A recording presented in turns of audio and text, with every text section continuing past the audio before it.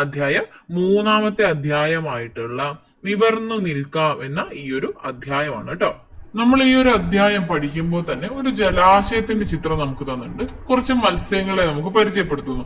ഈ മത്സ്യങ്ങളൊക്കെ നിരീക്ഷിക്കുന്ന സമയത്ത് ഇവയെല്ലാം വ്യത്യസ്ത തരത്തിലുള്ളതാണ് എന്ന് നമുക്ക് മനസ്സിലാകുന്നുണ്ട് അല്ലെ. ഇവയെല്ലാം ഒരുപോലെയല്ല. അപ്പൊ എന്തൊക്കെ തരത്തിലാണ് ഇവ വ്യത്യാസപ്പെട്ടിരിക്കുന്നത്? ഇവയുടെ ആകൃതി വ്യത്യാസമുണ്ട്, വലിപ്പം വ്യത്യാസമുണ്ട്, ഇവയുടെ നിറം വ്യത്യാസമുണ്ട് അല്ലെ. അപ്പൊ ഇവ വിവിധ തരത്തിലാണ് ഉള്ളത്. ഇനി ഇവിടെ മത്സ്യം നിർമ്മിക്കുന്ന രീതിയിൽ ഒരു ആക്ടിവിറ്റി തന്നിട്ടുണ്ട്. എന്തിനാന്ന് വെച്ചാല് ഒരു തുണിക്കഷ്ണം ഉപയോഗിച്ച് ഒരു മത്സ്യത്തിന്റെ രൂപം ഉണ്ടാക്കുകയാണെങ്കിൽ അവ നേരെ നിൽക്കില്ല.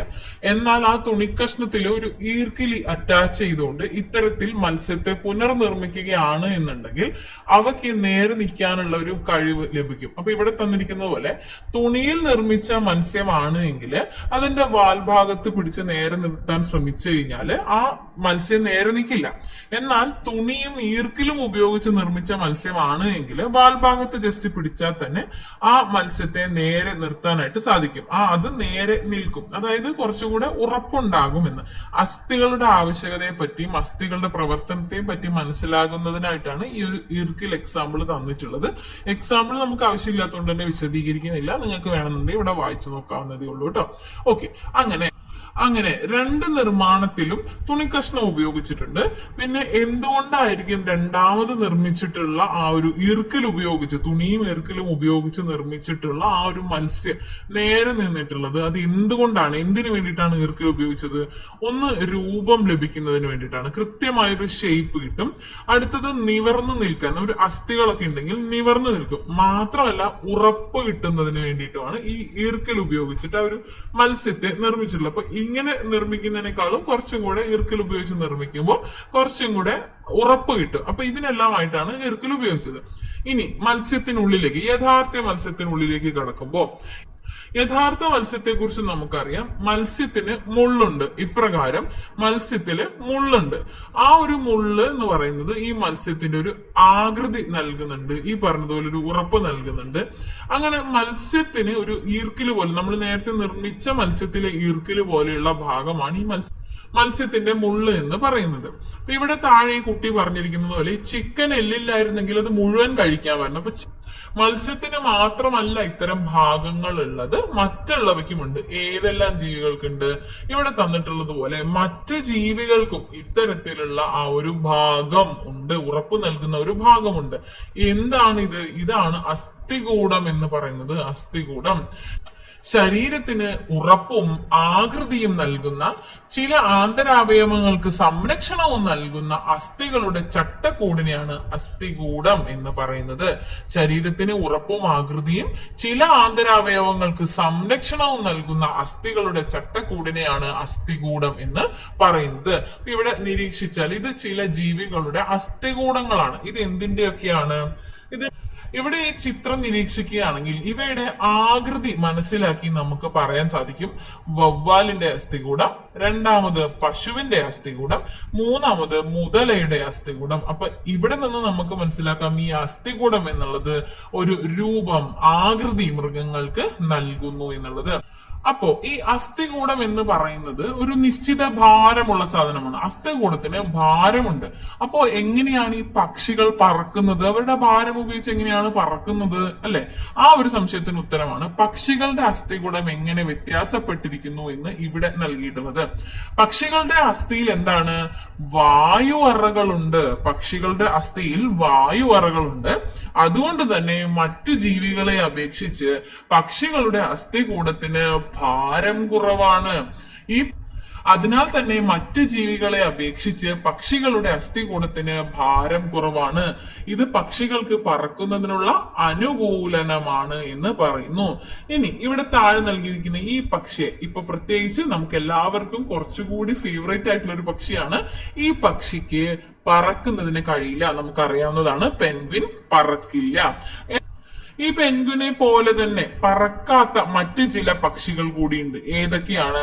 പെൻഗ്വിനെ പോലെ ഇത്തരത്തിൽ പറക്കാൻ കഴിയാത്ത പക്ഷികളുടെ കൂട്ടത്തിൽ പെട്ടതാണ് ഒട്ടകപ്പക്ഷി, എമു, കിവി തുടങ്ങിയ പക്ഷികളൊക്കെ. അപ്പൊ ഇവയ്ക്ക് പറക്കാൻ സാധിക്കില്ല.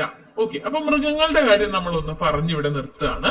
നമ്മൾ ഇനി മനുഷ്യരുടെ, നമ്മുടെ ഉള്ളിലെ അസ്ഥിയെ കുറിച്ചാണ് പറയുന്നത്. നമ്മുടെ മനുഷ്യ ശരീരത്തിനുള്ളിലും അസ്ഥികളുണ്ട് ഇല്ലേ? ഇപ്പൊ കൈകൾ, കാലുകൾ, വിരലുകൾ, തല തുടങ്ങി അങ്ങനെ വിവിധ ഭാഗങ്ങളെ സ്പർശിച്ച് നമുക്ക് നോക്കുമ്പോൾ തന്നെ അറിയാം അസ്ഥികളുണ്ട്. എന്നാൽ എല്ലാ അസ്ഥികളും ഒരുപോലെയല്ല, ആണോ? അല്ല, എല്ലാം വ്യത്യസ്തമാണ്. തലയോട്, നട്ടെല്ല്, വാരിയെല്ല്, മാറെല്ല്, കൈകാലുകളിലെ അസ്ഥികൾ, ഇടുപ്പെല്ല് എന്നിവയെല്ലാം ചേർന്നതാണ് മനുഷ്യന്റെ അസ്ഥികൂടം എന്ന് പറയുന്നത്. തലയോട്, നട്ടെല്ല്, വാരിയെല്ല്, മാറെല്ല്, കൈകാലുകളിലെ അസ്ഥികൾ, ഇടുപ്പെല്ല് എന്നിവയെല്ലാം ചേർന്നതാണ് മനുഷ്യന്റെ അസ്ഥികൂടം എന്ന് പറയുന്നത്. ഇവിടെ തലയോട് നൽകിയിട്ടുണ്ട്. തലയോട്, ഈ ഒരു ചിത്രം, ഈ ചിത്രങ്ങളെല്ലാം തന്നെ നമുക്ക് പരിചിതമാണ്.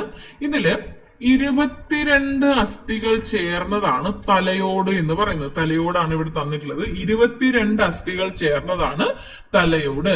ഇവയിൽ ഒരസ്ഥി മാത്രമാണ് നമുക്ക് ചലിപ്പിക്കാൻ കഴിയുന്നത്. അത് ഏതാണ്?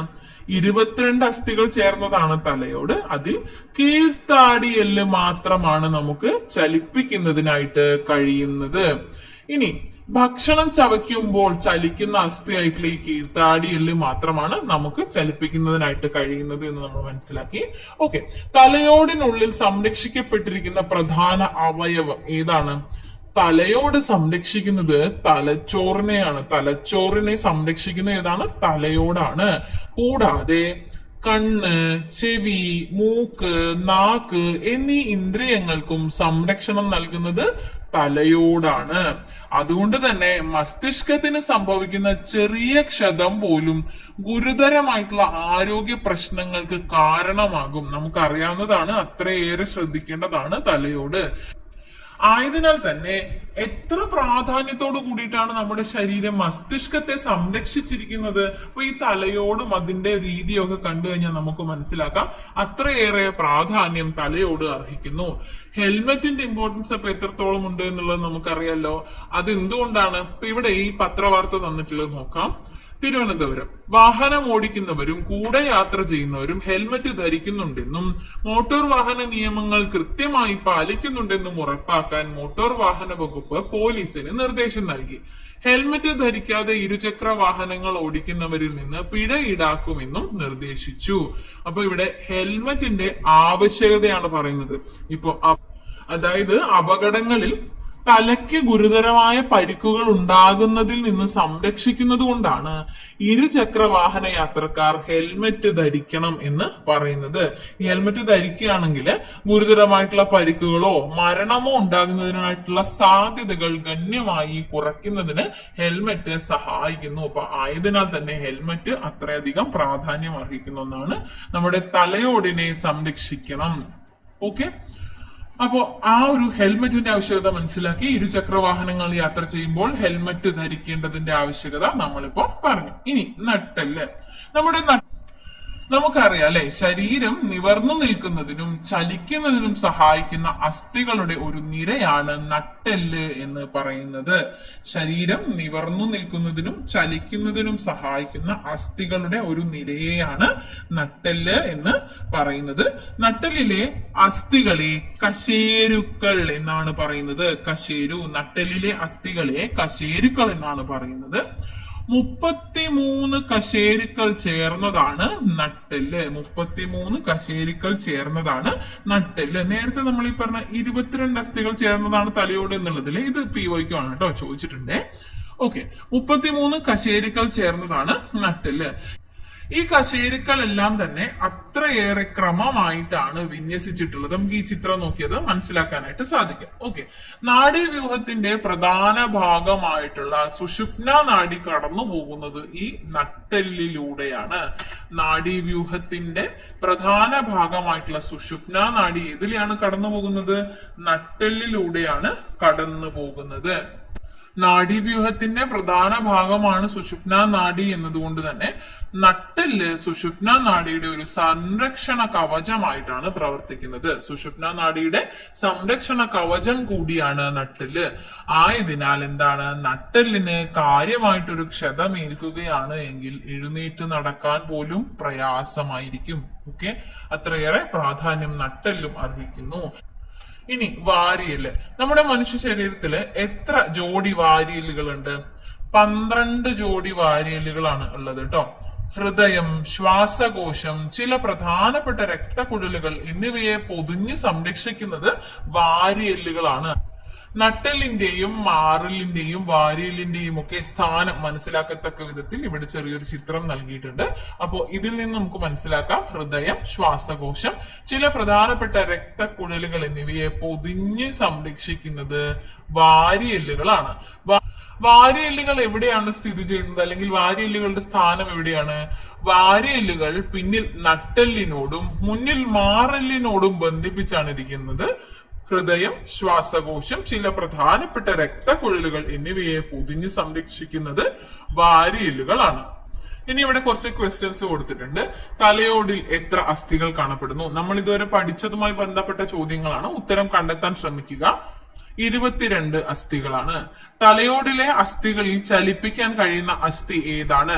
ജസ്റ്റ് ഒന്ന് പോസ് ചെയ്തിട്ട് ആൻസർ ഒന്ന് പറയാൻ ശ്രമിക്കുക കേട്ടോ. അപ്പൊ പറഞ്ഞ കാര്യങ്ങൾ ഓർക്കുന്നുണ്ടാവും. അപ്പൊ കുറച്ചുകൂടെ എളുപ്പമുണ്ടാവും, അത് മറന്നുപോകില്ല. ഓക്കെ, അപ്പൊ ഏതാണ്? കീഴ്ത്താടി എല്ലാണ്.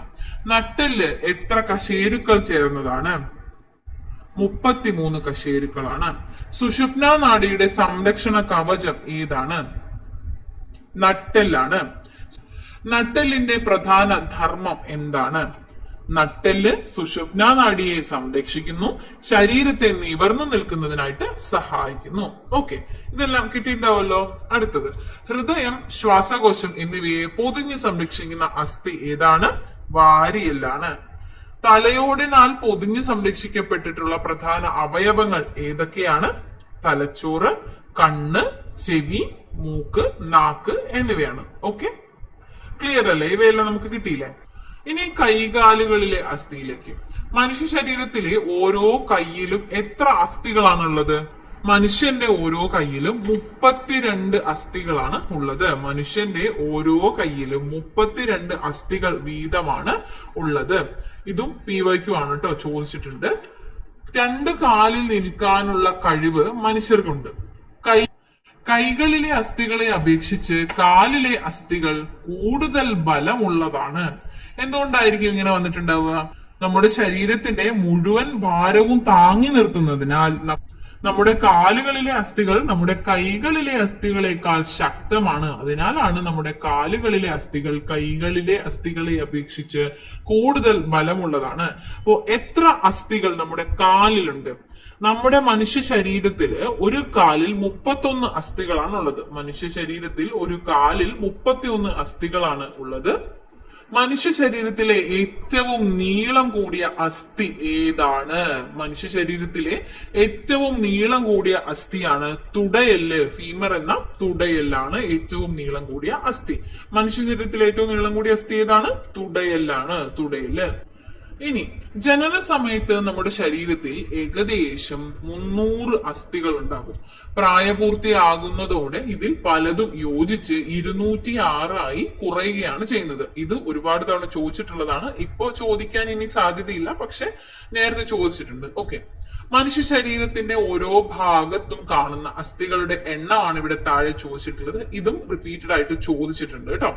നട്ടെല്ല് എത്ര അസ്ഥികളാണ് നട്ടെല്ലിലുള്ളത്? നമ്മളിപ്പോ പറഞ്ഞതേ ഉള്ളൂ. എത്രയാണ്? 33 അസ്ഥികളാണ് ഉള്ളത്. നട്ടെല്ലില് 33 അസ്ഥികളാണ് ഉള്ളത്. മാറലിൽ എത്രയാണ്? ഒരസ്ഥിയാണ് ഉള്ളത്. മാറലില് ഒരസ്ഥി. 2 കൈകളിലുമായിട്ട് 64 അസ്ഥികളുണ്ട്. 2 കൈകളിലുമായിട്ട് 64 എണ്ണം അസ്ഥികളാണ് ഉള്ളത്. 2 കാലുകളിലോ? 2 കാലുകളിലുമായിട്ട് 62 അസ്ഥികളാണ് ഉള്ളത്. ഇനി വാരിയല്ലിൽ 24 അസ്ഥികളാണുള്ളത്. വാരിയല്ലിൽ ആകെ അസ്ഥികൾ 24. തലയോട്ടിയില് 22 അസ്ഥികളുമാണ് ഉള്ളത്. തലയോട്ടിയിൽ 22 അസ്ഥികളുണ്ട്. ഇപ്പൊ ആകെ എത്ര അസ്ഥികളായി? ഇതൊക്കെ ഒന്ന് കൂട്ടി നോക്കിക്കേ, എത്ര കിട്ടുന്നുണ്ട്? എത്രയാണ് നമ്പർ വരുന്നത്? 206 ആണ്. 206 അസ്ഥികളാണ് കിട്ടുന്നത്. മൊത്തം 206 അസ്ഥികൾ എങ്ങനെയാണ് വിന്യസിച്ചിരിക്കുന്നത് മനസ്സിലായില്ലേ? നട്ടെല്ലിൽ 33, 2 കൈകളിലുമായിട്ട് 64, 2 കാലുകളിലുമായിട്ട് 62, മാറലിൽ 1, വാരിയലിൽ 24, തലയോട്ടിയിൽ 22, അങ്ങനെ മൊത്തം 206 അസ്ഥികളാണ് ഉള്ളത്. ഈ അസ്ഥികള് രക്താണുക്കളുടെ ഉൽപാദനവും ലവണങ്ങളുടെ സംഭരണവും കൂടി നിർവഹിക്കുന്നുണ്ട്. അങ്ങനെയാണെങ്കിൽ അസ്ഥികളുടെ ധർമ്മങ്ങൾ, വേറെ ധർമ്മങ്ങൾ എന്തൊക്കെയാണ്? അസ്ഥികൾ രക്താണുക്കളുടെ ഉൽപാദനവും ലവണങ്ങളുടെ സംഭരണവും നിർവഹിക്കുന്നു. അസ്ഥികൂടം ശരീരത്തിന് ആകൃതി നൽകുന്നു. ശരീരത്തിന് ബലം നൽകുന്നത് അസ്ഥികളല്ലേ? ശരീരത്തിന് ആകൃതിയും ബലവും നൽകുന്നു. കൂടാതെ അസ്ഥികൾ എന്തിനു സഹായിക്കുന്നു? ചലനത്തിന് സഹായിക്കുന്നു. അതുകൂടാതെ നമ്മൾ നേരത്തെ പറഞ്ഞില്ലേ, അസ്ഥികൾ ചില അവയവങ്ങളെ പൊതിഞ്ഞു സംരക്ഷിക്കുന്നു എന്ന്. അപ്പോ ആന്തരിക അവയവങ്ങളെ സംരക്ഷിക്കുന്നതും അസ്ഥികളാണ്. നിവർന്നു നിൽക്കുന്നതിനായിട്ട് സഹായിക്കുന്നതും അസ്ഥികളല്ലേ? അപ്പോ അസ്ഥികൾ നിവർന്നു നിൽക്കുന്നതിനും മനുഷ്യരെ സഹായിക്കുന്നു. ക്ലിയർ അല്ലേ? ഇനി അസ്ഥികളെ പോലെ തന്നെ ശരീരത്തിന് താങ്ങും ബലവും നൽകുന്ന വളരെയധികം വഴക്കമുള്ള ഭാഗങ്ങളാണ് തരുണാസ്ഥികൾ എന്ന് പറയുന്നത്. തരുണാസ്ഥികൾ നമ്മുടെ ചെവി, മൂക്ക് എന്നീ ഭാഗങ്ങളിലൊക്കെ കാണപ്പെടുന്ന അസ്ഥികളാണ്. ഇവയ്ക്ക് കൈകാലുകളിലെ അസ്ഥികളെ പോലെ ബലമുണ്ടാവില്ല. ഇവയെ പിടിച്ചു വളയ്ക്കുന്നതിനായിട്ട് സാധിക്കും. കാരണം എന്താണ്? ഇവ ഭയങ്കര വഴക്കമുള്ളതാണ്. എല്ലുകളെക്കാൾ മൃദുവായിട്ടുള്ള ഇവ മനുഷ്യ ശരീരത്തില് അതുപോലെ തന്നെ മറ്റ് ജന്തു ശരീരങ്ങളിലുമൊക്കെ കാണപ്പെടുന്നുണ്ട്. അസ്ഥികളെ പോലെ തന്നെ ശരീരത്തിന് താങ്ങും ബലവും നൽകുന്ന വളരെയധികം വഴക്കമുള്ള ഭാഗങ്ങളാണ് തരുണാസ്ഥികൾ. ഇവ എല്ലുകളെക്കാൾ മൃദുവാണ്. മനുഷ്യ ശരീരത്തിലും മറ്റ് ജന്തു ശരീരങ്ങളിലും ഇവ കാണപ്പെടുന്നു. പ്രധാനമായും തരുണാസ്ഥികൾ ചെവി, മൂക്ക്, കൈമുട്ട്, കാൽമുട്ട്, കണങ്കാൽ, ശ്വാസനാളം, കശേരുക്കൾക്കിടയിലെ ഡിസ്കുകൾ എന്നീ ഭാഗങ്ങളിലാണ് കാണപ്പെടുന്നത്. അടുത്തത് ജോയിന്റ്സ് അഥവാ അസ്ഥിസന്ധികൾ. നമ്മുടെ കൈകളും കാലുകളും ഒക്കെ അനായാസം മടക്കുന്നതിനും നിവർത്തുന്നതിനും ഒക്കെ നമുക്ക് സാധിക്കുന്നില്ലേ? അതെന്തുകൊണ്ടാണ്? ഇവിടെ ഈ ചിത്രത്തിൽ തന്നിട്ടുള്ളത് പോലെയാണ് നമ്മുടെ കൈകളിലെ അസ്ഥികൾ വരുന്നത്. എന്നാൽ നമ്മുടെ ശരീരത്തിലെ അസ്ഥികൾ മുഴുവൻ ഒറ്റ അസ്ഥി ആയിരുന്നെങ്കിലോ നമുക്ക് ഇതുപോലെ അനായാസമായിട്ട് പ്രവർത്തനങ്ങളൊക്കെ ചെയ്യുന്നതിനായിട്ട് പറ്റുമോ? ഇല്ല, അവിടെ ബുദ്ധിമുട്ടുണ്ടാകും. അപ്പോ എന്താണ് അസ്ഥിസന്ധി എന്നതിലേക്കാണ് നമ്മൾ വന്നിട്ടുള്ളത്. രണ്ടോ അതിലധികമോ അസ്ഥികൾ ചേരുന്ന ഭാഗത്തെ അസ്ഥിസന്ധി എന്ന് പറയുന്നു. നമ്മുടെ ശരീരത്തിൽ വിവിധ തരം അസ്ഥിസന്ധികളുണ്ട്. അസ്ഥിസന്ധികൾ ചലിപ്പിക്കാൻ കഴിയുന്നവയുമുണ്ട്, ചലിപ്പിക്കാൻ കഴിയാത്തവയുമുണ്ട്. ഓക്കെ, നമ്മൾ ക്വസ്റ്റ്യൻ പേപ്പറിൽ കണ്ട് പരിചയിച്ചിട്ടുള്ള പേരുകൾ നമുക്ക് ഇവിടെ കാണാൻ സാധിക്കും. ഒന്നാമത് വിജാഗിരി സന്ധി. വിജാഗിരി സന്ധി. ഇപ്പൊ വിജാഗിരി സന്ധി എന്താന്ന് പഠിക്കുമ്പോൾ നമ്മുടെ കൈയിലെയും കാലിലെയും മുട്ടുകൾ എങ്ങനെയാണ് പ്രവർത്തിക്കുന്നത്? ഒരു വശത്തേക്ക് മാത്രമല്ലേ ചലിപ്പിക്കാൻ സാധിക്കുകയുള്ളൂ. അപ്പോ നമ്മുടെ കൈമുട്ടിലെയും കാൽമുട്ടിലെയും അസ്ഥികൾ ഒരു വശത്തേക്ക് മാത്രം ചലിപ്പിക്കാൻ സാധിക്കുമ്പോൾ ഈ കതക്, ജനല് പോലെയുള്ളവയുടെ വിജാഗിരി പോലെയാണ് പ്രവർത്തിക്കുന്നത് എന്നാണ് പറയുന്നത്. കതക്, ജനല് എന്നിവയിലെ വിജാഗിരി പോലെ കൈമുട്ടിലെയും കാൽമുട്ടിലെയും അസ്ഥികൾ ഒരു വശത്തേക്ക് മാത്രമേ ചലിപ്പിക്കാൻ സാധിക്കുകയുള്ളൂ. അതിനാൽ തന്നെ കൈമുട്ടിലെയും കാൽമുട്ടിലെയും കാണപ്പെടുന്ന ഇത്തരം സന്ധികളെ വിജാഗിരി സന്ധികൾ എന്ന് പറയുന്നു. വിജാഗിരി സന്ധികൾ. അപ്പൊ സന്ധിയുടെ പേരെന്താണ്? വിജാഗിരി സന്ധി. ശരീരം ഏതു ഭാഗത്താണ് കാണപ്പെടുന്നത് ഇത്തരം സന്ധികൾ? കൈകാൽ മുട്ടുകളിലാണ് കാണപ്പെടുന്നത്. കൈമുട്ടിലും കാൽമുട്ടിലും കാണപ്പെടുന്നു. എന്താണ് ഈ സന്ധിയുടെ പ്രത്യേകത? വിജാഗിരി പോലെ ഒരു ഭാഗത്തേക്ക് മാത്രം ചലിപ്പിക്കുന്നതിനായിട്ട് സാധിക്കുന്നു എന്നുള്ളതാണ് വിജാഗിരി സന്ധിയുടെ പ്രത്യേകത. ഇതാ ഇവിടെ ചിത്രത്തിൽ നൽകിയിട്ടുണ്ട്. വിജാഗിരി പോലെ പ്രവർത്തിക്കുന്നതിനായിട്ട് ഒരു കുറച്ചുകൂടെ മനസ്സിലാക്കത്തക്ക വിധത്തിൽ ഇതുപോലെ ഒരു സൈഡിലേക്ക് മാത്രമേ കൈമുട്ടും കാൽമുട്ടും നമുക്ക് ചലിപ്പിക്കുന്നതിനായിട്ട് സാധിക്കുകയുള്ളൂ. അപ്പൊ ഇതാണ് വിജാഗിരി സന്ധി. അടുത്തത് ബോൾ ആൻഡ് സോക്കറ്റ് സന്ധി. ബോൾ ആൻഡ് സോക്കറ്റ് സന്ധി നമ്മുടെ കൈകാൽ മുട്ടുകൾ ചലിപ്പിക്കുന്നത് പോലെ അല്ല. നമ്മുടെ ചില ഭാഗങ്ങൾ, ഇപ്പൊ തോളലിലെ സന്ധിയൊക്കെ നമുക്ക് ഫുൾ റൊട്ടേഷൻ കിട്ടില്ലേ, പൂർണ്ണ സ്വാതന്ത്ര്യം കിട്ടുന്ന അസ്ഥികളാണ് നമ്മുടെ തോളലിലൊക്കെ ഉള്ളത്. അപ്പൊ എന്താണ് ഇവിടെ? ബോൾ ആൻഡ് സോക്കറ്റ് ആണ്. അപ്പൊ ഇവിടെ ഈ ചിത്രത്തിൽ നോക്കിയാൽ കാണാൻ പറ്റും, കൈയിലെ അസ്ഥിയാണ് ഇത് തോളിലെ ആണ്. അപ്പൊ ഈ തോളലിന്റെ ഇവിടെയായിട്ട് ഇവിടെ ഒരു ബോള് പോലത്തെ ഒരു ഭാഗം, ഒരു എല്ലിന്റെ ഒരു ഭാഗം ബോള് പോലെയും മറ്റൊരു ഭാഗം ഇവിടെ ഒരു കുഴി പോലെ, സോക്കറ്റ് പോലെയാണ്. അപ്പൊ ഇതിനകത്ത് ഫിക്സ് ചെയ്ത് വെച്ചിട്ട് ഫുൾ റൊട്ടേഷൻ, നമുക്ക് ഫുൾ ഫ്രീഡം കിട്ടുന്ന പോലെ, പൂർണ്ണ സ്വാതന്ത്ര്യം കിട്ടുന്നത് പോലെയാണ് ഇവ ചലിക്കുന്നത്. അതേ പ്രവർത്തനം തന്നെയാണ് ഇവിടെ ഇടുപ്പെല്ലിലും. തുടലില് അതുപോലെ ഇടുപ്പെല്ല് ചേരുന്ന ഈ ഒരു ഭാഗത്തെ സന്ധി എന്ന് പറയുന്നതും ഇതുപോലെ ബോൾ ആൻഡ് സോക്കറ്റ് പോലെ തന്നെയാണ് വെച്ചിട്ടുള്ളത്. അപ്പോൾ ഏറ്റവും കൂടുതൽ ചലന സ്വാതന്ത്ര്യമുള്ള സന്ധിയാണ് ബോൾ ആൻഡ് സോക്കറ്റ് സന്ധി എന്ന് പറയുന്നത്. ഒരു അസ്ഥിയുടെ അറ്റത്തുള്ള ഉരുണ്ട ഭാഗം ബോൾ, അതായത് ഉരുണ്ട ആ ഒരു ഭാഗത്തെ ബോൾ ഭാഗം മറ്റൊരു അസ്ഥിയുടെ കുഴിയിൽ, അതായത് സോക്കറ്റിൽ തിരിയുന്ന ഒരു രീതിയിലാണ് ക്രമീകരിച്ചിട്ടുള്ളത്. അതുകൊണ്ടാണ് ഈ ഒരു സന്ധിയെ ബോൾ ആൻഡ് സോക്കറ്റ് സന്ധി എന്ന് പറയുന്നത്. നേരത്തെ നമ്മൾ ഇവിടെ ചിത്രത്തിൽ കണ്ടതുപോലെ തന്നെ തോളെല്ല്, ഇടുപ്പെല്ല് എന്നിവിടങ്ങളിലാണ് ഈ സന്ധി കാണപ്പെടുന്നത്. നമ്മുടെ ശരീരത്തിൽ ബോൾ ആൻഡ് സോക്കറ്റ് സന്ധി കാണപ്പെടുന്ന ഭാഗങ്ങൾ ഏതൊക്കെയാണ്? സന്ധി ബോൾ ആൻഡ് സോക്കറ്റ് സന്ധിയാണ് കാണപ്പെടുന്ന ഭാഗം തോളെല്ല്, ഇടുപ്പെല്ല്. എന്താണ് ഇതിന്റെ പ്രത്യേകത? ഏറ്റവും കൂടുതൽ ചലന സ്വാതന്ത്ര്യമുള്ളവയാണ് ബോൾ ആൻഡ് സോക്കറ്റ് സന്ധി. ഒരു അസ്ഥിയുടെ അറ്റത്തുള്ള ഉരുണ്ട ഭാഗം മറ്റൊരു അസ്ഥിയുടെ കുഴിയിൽ തിരിയുന്നു. ഇങ്ങനെയാണ് ബോൾ ആൻഡ് സോക്കറ്റ് സന്ധി പ്രവർത്തിക്കുന്നത്. ഓക്കെ, ഇത് ക്ലിയർ ആണല്ലോ. അപ്പൊ രണ്ടാമത്തേത് നമ്മൾ പഠിച്ചു. അത് കുറച്ചുകൂടി മനസ്സിലാക്കുന്ന വിധത്തിലുള്ള ഒരു പ്രവർത്തനമാണ് ഇവിടെ തന്നിട്ടുള്ളത്. ഈ ചിത്രം നോക്കിയാൽ നിങ്ങൾക്ക് കുറച്ചുകൂടെ മനസ്സിലാകും. ഇവിടെ കണ്ടോ, ഈ ബോൾ ഈ ഒരു സോക്കറ്റിൽ ഫിക്സ് ചെയ്യുന്നു, ദെൻ ഇത് റൊട്ടേറ്റ് ചെയ്യുന്നു. അപ്പൊ ഇവിടെ എങ്ങനെയാണ് മൂവ്മെന്റ്? കുറച്ചും കൂടി ഫ്രീഡം ഉള്ള ഒരു മൂവ്മെന്റ് ആണ് ഇവിടെ നടക്കുന്നത്. ഓക്കെ, നമുക്ക് അടുത്തതിലേക്ക് പോകാം. പിവറ്റ് സന്ധി. എന്താണ് പിവറ്റ് സന്ധി? കഴുത്തിലെ അസ്ഥിയുടെ പ്രത്യേകത എന്ന് പറയുന്നത് എന്താണ്? നമ്മുടെ കഴുത്തിന്റെ ചലനാത്മകത എങ്ങനെയാണെന്ന് ചിന്തിച്ചാൽ തന്നെ നമുക്കത് മനസ്സിലാകും. നമ്മുടെ കഴുത്ത് മുന്നോട്ടും പിന്നോട്ടും ഇടത്തോട്ടും വലത്തോട്ടും ഒക്കെ ചലിപ്പിക്കുന്നതിനായിട്ട് സാധിക്കും. എന്നാൽ ഇത് എത്രമാത്രം ചലിപ്പിക്കാൻ സാധിക്കും? അപ്പോ ഇതാണ് ആ ഒരു അസ്ഥിയുടെ പ്രത്യേകത എന്ന് പറയുന്നത്. ഈ ഒരു അസ്ഥി സന്ധിയെയാണ് നമ്മൾ പിവറ്റ് സന്ധി എന്ന് ഈ ഒരു അസ്ഥിയെയാണ് നമ്മൾ പിവറ്റ് സന്ധി എന്ന് പറയുന്നത്. അപ്പൊ പിവറ്റ് സന്ധി എവിടെയാണ്? കഴുത്തിലാണ്. ഒരസ്ഥി മറ്റൊന്നിൽ പിന്നോട്ടും മുന്നോട്ടും വശങ്ങളിലേക്കും തിരിയുന്ന സന്ധിയാണ് പിവറ്റ് സന്ധി. എവിടെയാണ് കാണപ്പെടുന്നത്? കഴുത്തിലാണ് കാണപ്പെടുന്നത്. അപ്പോ വിവിധ തരത്തിലുള്ള അസ്ഥികൾ നമ്മൾ പഠിച്ചു. ഏതൊക്കെയാ പഠിച്ചത്? വിജാഗിരി സന്ധി എവിടെ കാണപ്പെടുന്നു? കൈമുട്ട്, കാൽമുട്ട് എന്നിവിടങ്ങളിൽ കാണപ്പെടുന്നു. എന്തായിരുന്നു പ്രത്യേകത? വിജാഗിരി പോലെ ഒരു ഭാഗത്തേക്ക് മാത്രം ചലിപ്പിക്കുന്നതിനായിട്ട് കഴിയുന്നു. അടുത്തത് നമ്മൾ പഠിച്ചത് ബോൾ ആൻഡ് സോക്കറ്റ് സന്ധി എവിടെയാണ് കാണപ്പെടുന്നത്? തോളില്, ഇടുപ്പെല്ലിലാണ് കാണപ്പെടുന്നത്. എന്തായിരുന്നു ഇതിന്റെ പ്രത്യേകത? ബോൾ ആൻഡ് സോക്കറ്റ് സന്ധിയുടെ പ്രത്യേകത എന്തായിരുന്നു? ഏറ്റവും കൂടുതൽ ചലന സ്വാതന്ത്ര്യമുള്ളവയാണ്. ഒരു അസ്ഥിയുടെ അറ്റത്തുള്ള ഉരുണ്ട ഭാഗം മറ്റൊരു അസ്ഥിയുടെ കുഴിയിൽ തിരിയുന്നതായിരുന്നു പ്രത്യേകത. ഇപ്പൊ നമ്മൾ പഠിച്ചത് ഏതാണ്? പിവറ്റ് സന്ധി. കഴുത്തിലാണ് കാണപ്പെടുന്നത്. കഴുത്തിൽ കാണപ്പെടുന്ന അസ്ഥിയാണ് പിവറ്റ് സന്ധി. എന്താണ് പ്രത്യേകത? ഒരസ്ഥി മറ്റൊന്നിൽ മുന്നോട്ടും പിന്നോട്ടും വശങ്ങളിലേക്കും തിരിയുന്നു എന്നതാണ് ഈ ഒരു പിവറ്റ് സന്ധിയുടെ പ്രത്യേകത. ഓക്കെ, അപ്പൊ നമ്മൾ അസ്ഥികളെ കുറിച്ച് പഠിച്ചു. ഇനി അസ്ഥിക്ക് സംഭവിക്കുന്ന പൊട്ടലിനും ഒടിവിനും എന്ത് പേരാണ് പറയുന്നത്? അസ്ഥിഭംഗം അഥവാ ഫ്രാക്ചർ. കുറച്ചുകൂടെ കേട്ട് പരിചയമുള്ളത് അതായിരിക്കും അല്ലെ, ഫ്രാക്ചർ എന്ന് പറയുന്നു. എന്താണ്? അസ്ഥിക്ക് സംഭവിക്കുന്ന പൊട്ടലോ ഒടിവോ സംഭവിക്കുകയാണെങ്കിൽ അതിനെ അസ്ഥിഭംഗം അഥവാ ഫ്രാക്ചർ എന്നാണ് പറയുന്നത്. അസ്ഥിക്ക് സംഭവിക്കുന്ന പൊട്ടലിനും ഒടിവിനും അസ്ഥിഭംഗം എന്ന് പറയുന്നു. അസ്ഥിഭംഗം 3 തരത്തിൽ സംഭവിക്കാം. എങ്ങനെയൊക്കെയാണ്?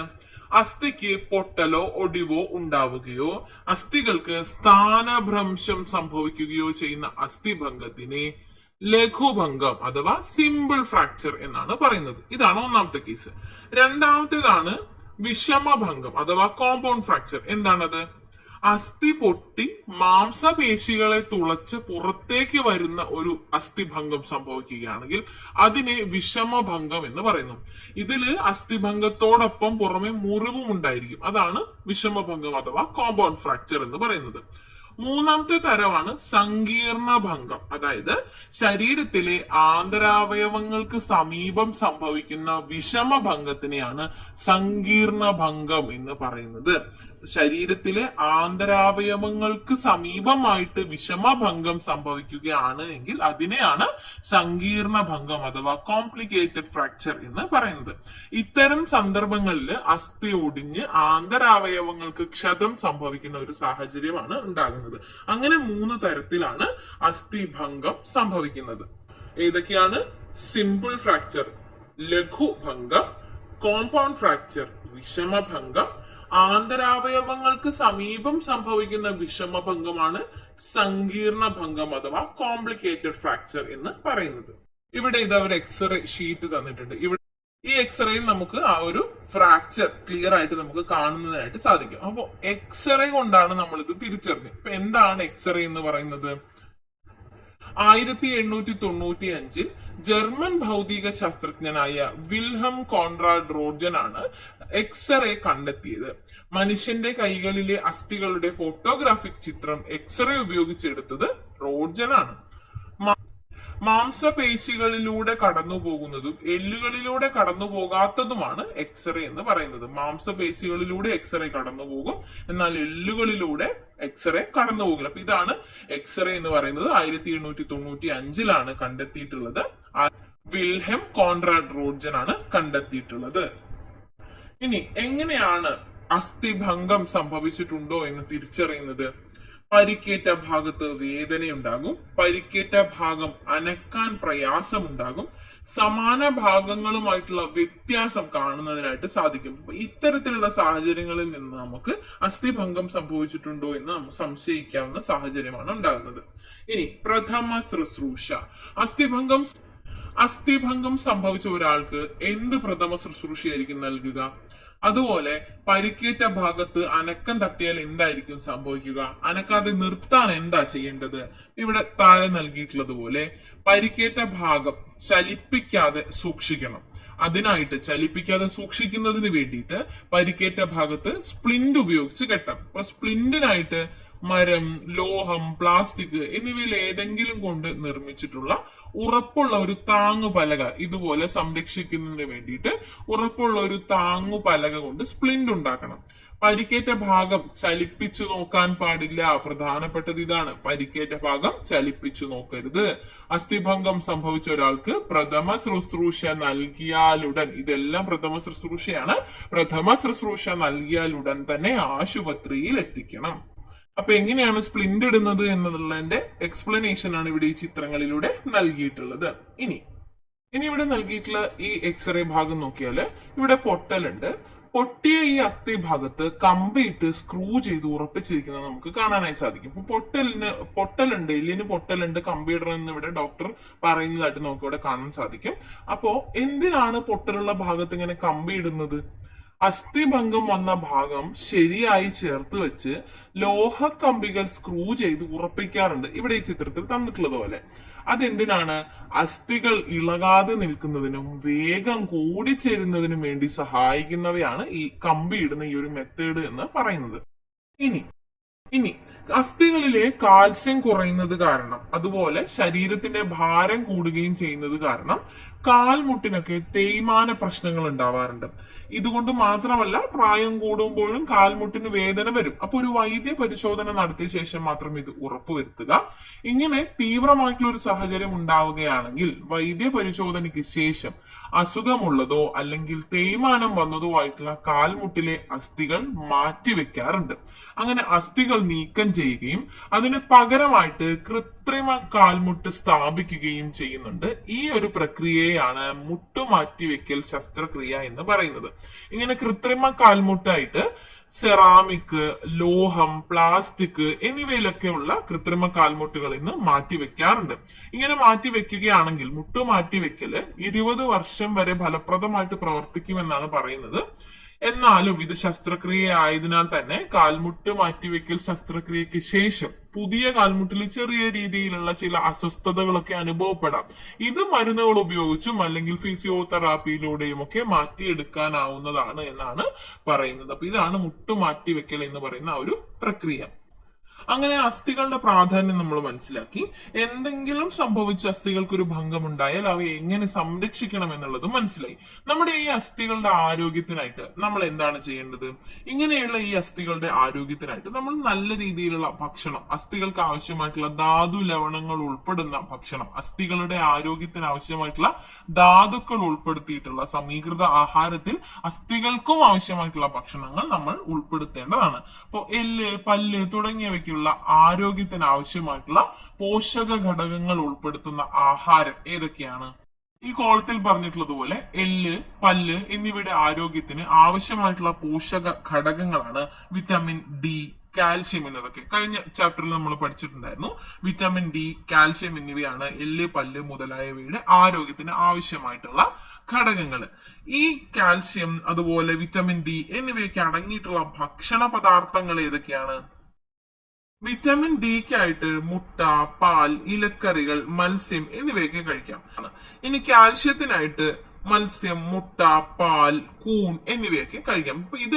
അപ്പൊ ഇതെല്ലാമാണ് വൈറ്റമിൻ ഡിയും അതുപോലെ കാൽഷ്യവും അടങ്ങിയിട്ടുള്ള ഭക്ഷണ പദാർത്ഥങ്ങൾ. അപ്പൊ ഇവയും നമ്മുടെ ഭക്ഷണക്രമത്തിൽ ഉൾപ്പെടുത്തുകയാണെങ്കിൽ നമ്മുടെ എല്ലിന്റെയും പല്ലിന്റെയും ആരോഗ്യം സംരക്ഷിക്കുന്നതിനായിട്ട് നമുക്ക് സാധിക്കും. ഇനി നമ്മുടെ ശരീരത്തിലെ ഏറ്റവും ചെറിയ അസ്ഥികളിലേക്ക്. നമ്മുടെ ചെവിക്ക് 3 ഭാഗങ്ങളാണുള്ളത്. അതില് മധ്യകർണത്തില് 3 ചെറിയ അസ്ഥികളുണ്ട്. അവയാണ് മാലിയസ്, ഇൻകസ്, സ്റ്റേപ്പിസ് എന്നത്. Malleus, incus, stapes.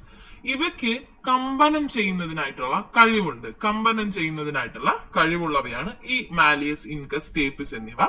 ഇവയുടെ കമ്പനം മൂലമാണ് നമ്മൾ ചെവിയിലേക്ക് ശബ്ദങ്ങൾ കേൾക്കുന്നത്. നമ്മൾ ശബ്ദം കേൾക്കുന്നത് ഈ അസ്ഥികളുടെ കമ്പനം മൂലമാണ്. ഇവ കമ്പനം ചെയ്യുന്ന സമയത്ത് ബാഹ്യകർണത്തിൽ നിന്ന് ആന്തരകർണത്തിലേക്ക് ശബ്ദം കൈമാറ്റം ചെയ്യപ്പെടുകയാണ് ചെയ്യുന്നത്. ഈ അസ്ഥികൾ കമ്പനം ചെയ്യുന്ന സമയത്ത് നമ്മുടെ ബാഹ്യകർണത്തിൽ നിന്ന് ആന്തരകർണത്തിലേക്ക് ശബ്ദം കൈമാറ്റം ചെയ്യപ്പെടുകയും നമുക്ക് ശബ്ദം കേൾക്കാനായി സാധിക്കുകയും ചെയ്യും. ഓക്കെ, അപ്പൊ ഇവിടെ നമ്മുടെ ശരീരത്തിലെ ഏറ്റവും ചെറിയ അസ്ഥിയെ നമ്മൾ പരിചയപ്പെടുകയാണ്. ഏതാണ്?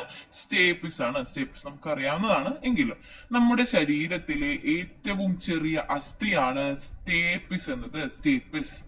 ഏറ്റവും വലുത് ഏതാണ്? അത് നമ്മൾ നേരത്തെ പഠിച്ചിട്ടുണ്ടായിരുന്നു. തുടയല്, ഫീമർ ആണ് ഏറ്റവും വലുത്. അപ്പൊ ഇതാണ് നമ്മുടെ ചെവിക്കുള്ളിലെ അസ്ഥികൾ. ഇൻകസ്, മാലിയസ്, സ്റ്റേപ്പിസ് എന്നത്. നമ്മുടെ ശരീരത്തിലെ തന്നെ ഏറ്റവും ചെറിയ അസ്ഥിയാണ് സ്റ്റേപ്പിസ്. ഇത് ക്ലിയർ ആണല്ലോ. ഇനി നമ്മൾ തിരിച്ച് മൃഗങ്ങളിലേക്ക് എത്തുകയാണ്. അപ്പൊ അസ്ഥികൂടം ഇതുവരെ ഉള്ളിലുള്ളതിനെ കുറിച്ചാണ് നമ്മൾ പഠിച്ചത്. അസ്ഥികൂടം പുറത്തുള്ള കുറച്ച് ജീവികളുണ്ട്, അവയെ കുറിച്ചാണ് നമ്മൾ പഠിക്കുന്നത്. ഇതുവരെ നമ്മൾ ചർച്ച ചെയ്തത് എന്താണ്? ആന്തര അസ്ഥികൂട ജീവികളെ കുറിച്ചാണ്. അസ്ഥികൂടം ശരീരത്തിന് പുറത്ത് കാണുന്ന ജീവികളാണ്. നമ്മൾ ഇവിടെ കാണുന്ന കുറച്ച് ജീവികൾ നമ്മൾ അതിനെ കുറിച്ച് പഠിക്കുകയാണ്. ഏതൊക്കെയാണ്? വണ്ട്, അതുപോലെ ചെമ്മീൻ, പാറ്റ, പഴുതാര, ഞണ്ട്, ഇവയെല്ലാം തന്നെ, ഇപ്പൊ ഇതുപോലെ ഒച്ചും, ഇവയെല്ലാം തന്നെ ആന്തര അസ്ഥികൂടമുള്ള ജീവികളല്ല. അസ്ഥികൂടം പുറത്താണ്. ബാഹ്യ അസ്ഥികൂടമുള്ള ജീവികളാണ് ഇവ. അപ്പൊ അതുപോലെ ഈ ജീവികളെ എല്ലാം ശ്രദ്ധിച്ചാൽ നമുക്കൊരു കാര്യം മനസ്സിലാക്കാം. ഒച്ചിന്റേത് പോലെയുള്ള ഒരു ബാഹ്യാസ്ഥികൂടമാണോ ഇവിടെ തന്നിട്ടുള്ള ഈ പാറ്റ അല്ലെങ്കിൽ ചെമ്മീൻ ഇതിനൊക്കെ ഉള്ളത്? വ്യത്യാസമില്ലേ? ഉണ്ട്. അപ്പൊ അതിലും ഒരു വ്യത്യാസമുണ്ട്.